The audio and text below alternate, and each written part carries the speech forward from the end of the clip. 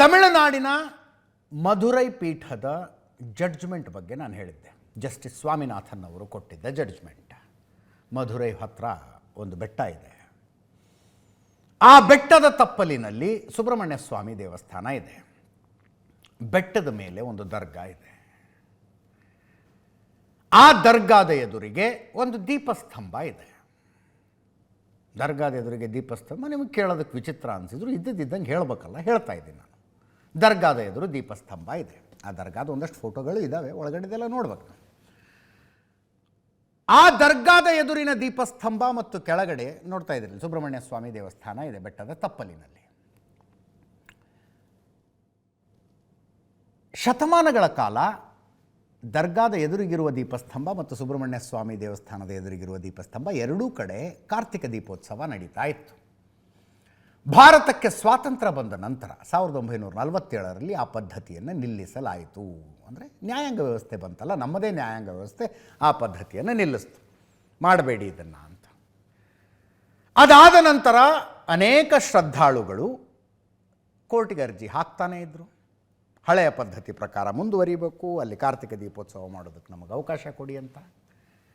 Law and order issue ಆಗುತ್ತೆ, ಕೋಮು ಸೌಹಾರ್ದತೆ ಹಾಳಾಗುತ್ತೆ ಅಂತ ನ್ಯಾಯಾಲಯಗಳು ಆ ಅರ್ಜಿಗಳನ್ನು ತಿರಸ್ಕರಿಸ್ತಾನೆ ಬಂದವು. ಫ್ರೆಶ್ ಅರ್ಜಿಯೊಂದು ಮಧುರೈ ಪೀಠದ ಮುಂದೆ ಬಂತು. ಜಸ್ಟಿಸ್ ಸ್ವಾಮಿನಾಥನ್ ಅವರು ಪೀಠದಲ್ಲಿ ಕೂತ್ಕೊಂಡಿದ್ದರು. ನಡಿಲಿ ದೀಪೋತ್ಸವ ಅಂದ್ಬಿಟ್ರು ಅವರು. ದರ್ಗಾದ ಎದುರಿಗಿನ ದೀಪಸ್ತಂಭದ ಮೇಲೂ ದೀಪೋತ್ಸವ, ಕೆಳಗಡೆ ಸುಬ್ರಹ್ಮಣ್ಯ ಸ್ವಾಮಿ ದೇವಸ್ಥಾನದ ಎದುರುಗಡೆನೂ ದೀಪೋತ್ಸವ. ಸರ್ಕಾರ ಕೇಳ್ತಾರೆ ಲಾ ಆ್ಯಂಡ್ ಆರ್ಡರು ಅಂತ. ಅದನ್ನು ಕಾಪಾಡಬೇಕಾದದ್ದೇ ನಿಮ್ಮ ಜವಾಬ್ದಾರಿ ಅಲ್ವಾ? ಜನ ನಿಮ್ಮನ್ನು ಓಟ್ ಹಾಕಿ ಕಳಿಸಿರೋದು ಯಾಕೆ? ಭದ್ರತೆ ಕೊಡಿ ಜನರಿಗೆ ಅಂತ. ಭದ್ರತೆ ಕೊಡಿ ಅಂದರು. ಸರ್ಕಾರ ತಕ್ಷಣ ಅದನ್ನ ಪ್ರಶ್ನೆ ಮಾಡಿಕೊಂಡು ದ್ವಿಸದಸ್ಯ ಪೀಠಕ್ಕೆ ಹೋಯಿತು. ದ್ವಿಸದಸ್ಯ ಪೀಠ ಸ್ವಾಮಿನಾಥನ್ ಅವರು ಹೇಳಿದ್ರಲ್ಲಿ ಏನು ತಪ್ಪಿದೆ ಅಂದ್ಬಿಟ್ರು. ದ್ವಿಸದಸ್ಯ ಪೀಠವು ಹಾಗೆ ಹೇಳಿತು. ತಕ್ಷಣ ಬೇಕಾದಂಥ ಎಲ್ಲ ವ್ಯವಸ್ಥೆ ಮಾಡಿ ಅಲ್ಲಿ ದೀಪೋತ್ಸವ ಮಾಡೋದಕ್ಕೆ ಅಂತ ದ್ವಿಸದಸ್ಯ ಪೀಠ ಹೇಳಿತು. ತಮಿಳುನಾಡು ಸರ್ಕಾರ ಅದನ್ನು ಪ್ರಶ್ನೆ ಮಾಡ್ಕೊಂಡು ಸುಪ್ರೀಂ ಕೋರ್ಟಿಗೆ ಬಂದರೆ ಸುಪ್ರೀಂ ಕೋರ್ಟ್ ಪಾಳೆ ಪ್ರಕಾರ ಬರಲಿ, ಅರ್ಜೆಂಟಾಗಿ ವಿಚಾರಣೆ ನಡೆಸೋದಕ್ಕಾಗೋದಿಲ್ಲ ಅಂದರು. ಅರ್ಜೆಂಟಾಗಿ ವಿಚಾರಣೆ ನಡೆಸೋದಕ್ಕಾಗೋದಿಲ್ಲ, ಪಾಳೆ ಪ್ರಕಾರ ಬನ್ನಿ ಅಂದರೆ ಏನು ಮಾಡಬೇಕು? ಕೆಳಹಂತದ ನ್ಯಾಯಾಲಯ, ಅರ್ಥಾತ್ ಇಲ್ಲಿ ಮಧುರೈ ದ್ವಿಸದಸ್ಯ ಪೀಠ ಕೊಟ್ಟಂಥ ತೀರ್ಪೇ ಫೈನಲ್ಲು, ಅದು ಜಾರಿ ಆಗಬೇಕು ಅಂತ. ಆ ತೀರ್ಪು ಸರಿಗಿದೆಯೋ ಇಲ್ವೋ ವಿಚಾರಣೆ ನಡೆಸಿ ಸುಪ್ರೀಂ ಕೋರ್ಟ್ ಪಾಳೆ ಪ್ರಕಾರ ತಗೊಳುತ್ತೆ ತೀರ್ಮಾನ. ದ್ವಿಸದಸ್ಯ ಪೀಠ ಕೊಟ್ಟ ಆದೇಶವನ್ನು ನೀವು ಪಾಲನೆ ಮಾಡಿ ಅಂತ ಹೇಳ್ದಂಗೆ ಅದು ಸುಪ್ರೀಂ ಕೋರ್ಟು. ತಮಿಳುನಾಡು ಸರ್ಕಾರ ಮಾಡಲಿಲ್ಲ ಅದನ್ನು. ಹೈಕೋರ್ಟ್ ನಮ್ಮ ಪರವಾಗಿ ತೀರ್ಪು ಕೊಟ್ಟಿದೆ ಅನ್ನುವ ಹುರುಪಿನಲ್ಲಿ ದೀಪೋತ್ಸವ ಮಾಡುವುದಕ್ಕೆ ಬಂದ ಜನರನ್ನು ಲಾಠಿ ಏಟುಕೊಟ್ಟು ಓಡಿಸಲಾಯಿತು. ದ್ವಿಸದಸ್ಯ ಪೀಠ ಹೇಳ್ತು, ನ್ಯಾಯಾಂಗ ನಿಂದನೆಯ ಪ್ರಾಸೆಸ್ ಮಾಡಬೇಕಾಗತ್ತೆ ನಿಮ್ಮ ವಿರುದ್ಧ ಅಂತ, ಅಧಿಕಾರಿಗಳ ವಿರುದ್ಧ. ಕಂಟೆಂಪ್ಟ್ ಆಫ್ ಕೋರ್ಟ್ ಅಲ್ವಾ, ನ್ಯಾಯಾಲಯದ ಆದೇಶವನ್ನು ಪಾಲನೆ ಮಾಡದೇ ಇದ್ದದ್ದು, ಕೇಸ್ ಹಾಕಬೇಕಾಗತ್ತೆ ಅಂತ. ಅಷ್ಟರಲ್ಲಿ DMK ನೇತೃತ್ವದಲ್ಲಿ ಸಂಸದರುಗಳ ತಂಡವೊಂದು 107 ಸಂಸದರು ಸೈನ್ ಹಾಕಿದ್ದಾರೆ. INDIA ಮೈತ್ರಿಕೂಟದ ಸಂಸದರು, ಕರ್ನಾಟಕದ 3 ಜನವೂ ಸೇರಿದಂತೆ. ಓಂ ಬಿರ್ಲಾ ಅವರಿಗೆ ರಿಪ್ರೆಸೆಂಟೇಷನ್ ಕೊಟ್ಟರು. ನಾವು ಜಸ್ಟಿಸ್ ಸ್ವಾಮಿನಾಥನ್ ಅವರ ವಿರುದ್ಧ ಮಹಾಭಿಯೋಗ ಮಾಡ್ತೀವಿ, ಇಂಪೀಚ್ಮೆಂಟ್ ಮಾಡ್ತೀವಿ ಅಂತ. ಮೊನ್ನೆ ಅಮಿತ್ ಶಾ ಮಾತಾಡಿದ್ರು ಆ ವಿಷಯವನ್ನು. ದೇಶದ ಇತಿಹಾಸದಲ್ಲಿ ಮೊಟ್ಟ ಮೊದಲ ಸಲ ಒಂದು ಜಡ್ಜ್ಮೆಂಟ್ ಕೊಟ್ಟ ಕಾರಣಕ್ಕಾಗಿ ಒಬ್ಬ ನ್ಯಾಯಮೂರ್ತಿಗಳ ವಿರುದ್ಧ, ಒಬ್ಬ ಜಸ್ಟಿಸ್ ವಿರುದ್ಧ ಇಂಪೀಚ್ಮೆಂಟಿಗೆ ಬಂದಿದ್ದಾರೆ ಅಂತ. ಇಂಥ ಜಡ್ಜ್ಮೆಂಟ್ ಕೊಟ್ಟಿದ್ದೀರಿ ನೀವು ಅಂತ. ಇಂಪೀಚ್ಮೆಂಟ್ ಅಪ್ಲಿಕೇಶನ್ನಲ್ಲಿ ಏನಿದೆ? ಇವರು ಒಂದು ಧರ್ಮದ ಪರವಾಗಿ ನಿಂತ್ಕೊಳ್ತಾರೆ, ಕೋಮು ಸೌಹಾರ್ದತೆ ಹಾಳಾಗುವಂಥ ತೀರ್ಪುಗಳನ್ನು ಕೊಡ್ತಾರೆ, ಅದಕ್ಕೆ ಇವರನ್ನು ಮಹಾಭಿಯೋಗ ಮಾಡಿ ನಾವು ಹೊರಗೆ ಹಾಕ್ತೀವಿ ಅಂತ.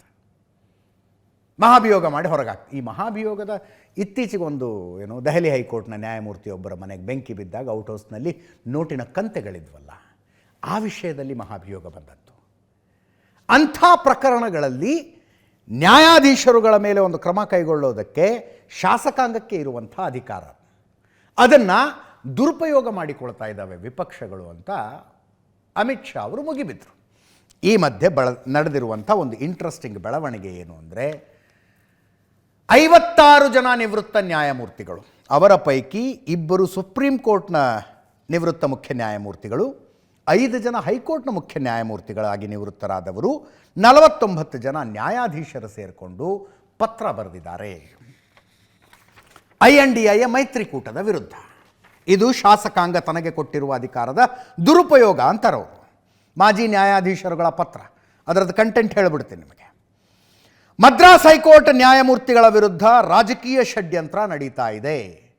ನಾನು ಮಧುರೈ ಪೀಠ ಅಂತ ಹೇಳಿದೆ. ಹಿಂಗೆ ಕರ್ನಾಟಕದಲ್ಲಿ ಕರ್ನಾಟಕ ಹೈಕೋರ್ಟ್ ಅಂತ ಒಂದಿದೆ, ಧಾರವಾಡ ಪೀಠ ಇದೆ, ಕಲಬುರಗಿ ಪೀಠ ಇದೆಯಲ್ಲ, ಹಾಗೆ ಮದ್ರಾಸ್ ಹೈಕೋರ್ಟಿನ ನ್ಯಾಯಮೂರ್ತಿಗಳೇ ಮಧುರೈ ಪೀಠದಲ್ಲಿ ಕೊಟ್ಟಿರುವಂಥ ಜಡ್ಜ್ಮೆಂಟ್ ಅದು. ಮದ್ರಾಸ್ ಹೈಕೋರ್ಟ್ ನ್ಯಾಯಮೂರ್ತಿಗಳ ವಿರುದ್ಧ ರಾಜಕೀಯ ಷಡ್ಯಂತ್ರ ನಡೀತಾ ಇದೆ. ವಿಪಕ್ಷ ನಾಯಕರ ಈ ನಡೆ ಪ್ರಜಾಪ್ರಭುತ್ವದ ಬೇರುಗಳನ್ನು ಕತ್ತರಿಸುತ್ತದೆ. ತುರ್ತು ಪರಿಸ್ಥಿತಿಯಲ್ಲಿನ ಆಗಿನ ಇಂದಿರಾ ಸರ್ಕಾರ ನೆನಪಿಸಿಕೊಳ್ಳಬಹುದು. ರಾಜಕೀಯ ಅತಿಕ್ರಮಣ ನ್ಯಾಯಾಂಗದ ಸ್ವತಂತ್ರವನ್ನು ಹಾನಿಗೊಳಿಸುತ್ತದೆ. ಈಗಿನ ವಿಪಕ್ಷಗಳ ನಡೆ ನ್ಯಾಯಾಂಗವನ್ನೇ ಅಪಖ್ಯಾತಿಗೊಳಿಸುವ ಪ್ರಯತ್ನ. ಮಹಾಭಿಯೋಗ ಒಂದು ಸಾಧನವನ್ನಾಗಿ ಬಳಸಿಕೊಳ್ಳುವ ಪ್ರಯತ್ನ ಇದು. ಸಾಂವಿಧಾನಿಕ ಸುರಕ್ಷತೆಯನ್ನು ಬೆದರಿಕೆಯ ಸಾಧನವನ್ನಾಗಿ ಪರಿವರ್ತಿಸುತ್ತಿದ್ದಾರೆ. ಇದು ಪ್ರಜಾಪ್ರಭುತ್ವ, ಸಾಂವಿಧಾನಿಕ ವಿರೋಧಿ ಮತ್ತು ಕಾನೂನಿನ ಉಲ್ಲಂಘನೆ. ಹೈಕೋರ್ಟ್ ನ್ಯಾಯಾಧೀಶರು ತಮ್ಮ ಕರ್ತವ್ಯ ನಿರ್ವಹಿಸಿದ್ದಕ್ಕಾಗಿ ದೋಷಾರೋಪಣೆ ಮಾಡುವ ಪ್ರಸ್ತುತ ಪ್ರಯತ್ನ ವಿಪಕ್ಷದ ನಾಟಕವಾಗಿದೆ ಅಂತ ನಿವೃತ್ತ ನ್ಯಾಯಾಧೀಶರುಗಳ ಪತ್ರ ಬರೆದಿದ್ದಾರೆ. ಒಂದು ಜಡ್ಜ್ಮೆಂಟು, ನ್ಯಾಯಾಂಗ ಅಂದರೆ ಹಾಗೆ ರೀ, ನ್ಯಾಯ ವ್ಯವಸ್ಥೆ ಅಂದರೆ ಹಾಗೆ. ಯಾವುದೇ ತೀರ್ಪಾಗಲಿ ಕೆಲವರಿಗೆ ಸಂತೋಷ, ಕೆಲವರಿಗೆ ಬೇಜಾರು. ಯಾವುದೇ ತೀರ್ಪು ತಗೊಳ್ಳಿ ನೀವು. ಹಾಗಿದ್ದಾಗ ನ್ಯಾಯಾಂಗದಲ್ಲಿರೋ ವ್ಯವಸ್ಥೆ ಏನು?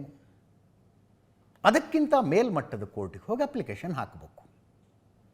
ಮೇಲ್ಮಟ್ಟದ ಕೋರ್ಟ್ನಲ್ಲಿ ಪ್ರಬಲವಾದ ವಾದ ಮಂಡನೆ ಮಾಡಬೇಕು. ಆ ವಾದ ಮಂಡನೆ ಅದು ಹೆಂಗಿರಬೇಕು ಅಂದರೆ, ಮೇಲ್ಮಟ್ಟದ ಕೋರ್ಟು ಕೆಳ ಹಂತದ ಕೋರ್ಟು ಕೊಟ್ಟಿರುವ ಆದೇಶವನ್ನು, ತೀರ್ಪನ್ನು ತಿರುಮುರುಗೊಳಿಸ್ಬೇಕು. ಇದು ತಪ್ಪಿದೆ ಅಂತ ಹೇಳಬೇಕಪ್ಪ. ಅದು ಪ್ರಾಸೆಸ್ ರೀ. ಅಂತಿಮವಾಗಿ ಸುಪ್ರೀಂ ಕೋರ್ಟಿಗೆ ಹೋಗಿ, ಸುಪ್ರೀಂ ಕೋರ್ಟ್ನಲ್ಲಿ ಪೀಠಗಳಿದ್ದಾವೆ. ಸಾಂವಿಧಾನಿಕ ಪೀಠದ ತನಕ ಹೋಗುವ ಅರ್ಹತೆ ಇದ್ದರೆ ಕೇಸು ಸಾಂವಿಧಾನಿಕ ಪೀಠಕ್ಕೆ ಹೋಗುತ್ತೆ. ಅಲ್ಲಿ ಏನು ಜಡ್ಜ್ಮೆಂಟ್ ಬರುತ್ತೋ ಅದು ಫೈನಲ್, ಮುಗೀತದು. ಅದನ್ನು ಒಪ್ಕೋಬೇಕಷ್ಟೆ, ಅದು ನಿಯಮ. ಹಾಗಿದ್ದಾಗ ತಪ್ಪು ಮಾಡಿದ ನ್ಯಾಯಮೂರ್ತಿಗಳನ್ನು ಶಿಕ್ಷಿಸುವುದಕ್ಕೆ ಶಾಸಕಾಂಗಕ್ಕಿರುವ ಅಧಿಕಾರವನ್ನು ಜಡ್ಜ್ಮೆಂಟ್ ಕೊಟ್ಟಿದ್ದಕ್ಕಾಗಿ ತೀರಿಸ್ಕೊಳ್ಳೋದಕ್ಕೆ ಹೊರಟಿದ್ದೀರಿ ಅಂತ ನಿವೃತ್ತ ನ್ಯಾಯಮೂರ್ತಿಗಳ ಪತ್ರ ಇದು. ಜಡ್ಜ್ಮೆಂಟ್ ಕೊಟ್ಟಿದ್ದಕ್ಕೆ ಮಾಡ್ತಾ ಇದ್ದೀರಿ ನೀವು ಅಂತ. ಈಗ ಉದಾಹರಣೆಗೆ, ನಮ್ಮಲ್ಲಿ ರೇಣುಕಾಸ್ವಾಮಿ ಮರ್ಡರ್ ಕೇಸ್ ಆಯ್ತಪ್ಪ. ದರ್ಶನ್ ಮತ್ತು ಇತರರು ಆರೋಪಿ. ಹೈಕೋರ್ಟ್ನಲ್ಲಿ ದರ್ಶನ್ಗೆ ಜಾಮೀನು ಸಿಕ್ತು. ಜಾಮೀನು ಕೊಟ್ಟದ್ದು ತಪ್ಪು ಅಂತ ಸರ್ಕಾರ, ಅರ್ಥಾತ್ ಪ್ರಾಸಿಕ್ಯೂಷನ್, ಸುಪ್ರೀಂ ಕೋರ್ಟಿಗೆ ಅಪ್ಲೈ ಮಾಡೋ ಅರ್ಜಿ ಹಾಕ್ತು. ಜಾಮೀನು ರದ್ದುಗೊಳಿಸಿ ವಾಪಸ್ ಜೈಲಿಗೆ ಹಾಕಿ ಅಂತ ಅರ್ಜಿ ಹಾಕ್ತು. ಪ್ರಬಲವಾದ ವಾದ ಮಂಡನೆ ಮಾಡಿತು. ಸುಪ್ರೀಂ ಕೋರ್ಟ್ ಮುಂದೆ ಮಾಡಿದ ವಾದ ಅದು ಹೆಂಗಿತ್ತು ಅಂದರೆ, ಹೈಕೋರ್ಟ್ ನ್ಯಾಯಾಧೀಶರು ಕೊಟ್ಟ ತೀರ್ಪಿನಲ್ಲಿದ್ದ ತಪ್ಪುಗಳನ್ನು ಮೆನ್ಷನ್ ಮಾಡಿ, ಹೆಂಗೆ ಹೈಕೋರ್ಟಿನ ನ್ಯಾಯಾಧೀಶರು ಕೆಲವು ಅಂಶಗಳನ್ನು ಪರಿಗಣಿಸಲಿಲ್ಲ ಅನ್ನುವುದನ್ನು ಕ್ಯಾಟಗರಿಕಲಿ ಮೆನ್ಷನ್ ಮಾಡಿ ಸುಪ್ರೀಂ ಕೋರ್ಟ್ ಜಡ್ಜ್ಮೆಂಟ್ ಕೊಡ್ತ್ರಿ. ಬೇಲ್ ಕ್ಯಾನ್ಸಲ್ ಆಯಿತು ದರ್ಶನ್ ಜೈಲಿನಲ್ಲಿ. ಹಾಗೆ ಸ್ವಾಮಿನಾಥನ್ ಅವರು ಕೊಟ್ಟಿರುವ ಜಡ್ಜ್ಮೆಂಟ್ನಲ್ಲಿ ತಪ್ಪುಗಳಿದ್ದರೆ ಸುಪ್ರೀಂ ಕೋರ್ಟ್ ಮುಂದೆ ಪ್ರಬಲವಾದ ಮಂಡನೆ ಮಾಡಬೇಕು. ವಾದ ಕನ್ವಿನ್ಸ್ ಆದರೆ ಇಂತಿಂಥ ಕಾರಣಕ್ಕಾಗಿ ಸ್ವಾಮಿನಾಥನ್ ಅವರು ಕೊಟ್ಟಿರುವ ತೀರ್ಪು ತಪ್ಪು ಅಂತ ಸುಪ್ರೀಂ ಕೋರ್ಟ್ ಹೇಳುತ್ತೆ. ಅದು ಸಂವಿಧಾನದ ಗೆಲುವು, ಅದು ವ್ಯವಸ್ಥೆಯ ಗೆಲುವಾಗತ್ತೆ. ಹಂಗಾದರೆ ವ್ಯವಸ್ಥೆಯ ಗೆಲುವಾಗತ್ತೆ. ಕೊಟ್ಟ ಅಧಿಕಾರವನ್ನು ದುರುಪಯೋಗ ಮಾಡಿಕೊಳ್ತಾ ಇರೋದು ಅಂತಿದ್ದಾರೆ ಮಾಜಿ ನ್ಯಾಯಾಧೀಶರುಗಳು. ಅನುರಾಗ್ ಠಾಕೂರ್ BJP ಸಂಸದರು ಮಾತಾಡಿದ್ರು ಇವತ್ತು ಇದರ ಬಗ್ಗೆ. ಕೇಳಿಸ್ಕೊಳ್ಳಿ. I want to raise a very important issue where one state in India has become a symbol of anti-Sanatan Dharma. Their ministers are making statements against Sanatan Dharma. They objected when Prime Minister was doing his duty for the Ram temple. At that time, the temple doors were shut. People were forced to approach the court to reach the temple. Even now, sir, the Madurai bench of Madras High Court came down strongly on the Tamil Nadu government, accusing officials of deliberately ignoring its order on lighting the Kartigai Deepam lamp at the Madurai Thiruparankundaram temple Sir, there are lathis for the devotees. Hindus are lathi charged. Despite the court order, they are not allowed. Despite the court order, they are not allowed to light the lamp, sir. Sir, my issue is, if there is the Stalin Sarkar, their court came down heavily, they slammed the Stalin Sarkar. I have given And then I would like to put it on record. to your Why party the member police also. is acting in this I have manner? given an opportunity Why the to your Hindus are party stopped? member also.